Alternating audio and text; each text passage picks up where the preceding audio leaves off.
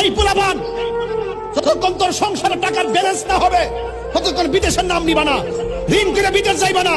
প্রয়োজনে সিএনজি চালাইবা, প্রয়োজনে অটো চালাইবা, কাপড়ের দোকানে চাকরি করবা, মাটি কাটবা, মোবিমালের দোকানে চাকরি করবা, বেকারিতে চাকরি করবা। কথা কোন ঠিক কিনা বলেন? ঋণ করে বাপের টেনশনে ফেলাই দিয়ে বিদেশ যাইবা, বিদেশ যাওয়ার পরে বাপি দিবে এদিক দিয়ে ঋণের চাপ, ওই দিকে তোমার দিব চাপ, তুমি চাকরি হইতা না, শেষ পর্যন্ত তুমি এটারে চাপ মনে করে আত্মহত্যা করবা। তাহলে এমন বিদেশ দরকার। বিদেশিরা কিন্তু আজারে কাটা না, আমি দেখেছি ওরা চাকরি করে, ওরা আজারে বসে গল্প করে না, ওরা টাইম মতো যা, টাইম মতো আসে, কাপড় চোপড় ধইয়া নিজে রান্না কইরা নিজে একটু ঘুমাইতে পারে না ঠিক মতো, আবার কাজে জায়গা। আগের মতন তার এখন বিদেশ নাই, আগে তো মোটামুটি চলছে। এখন তো যেই টাকা বছরে রুজি করে এই টাকা আকামাতি জায়গা। কথা কন ঠিক কিনা?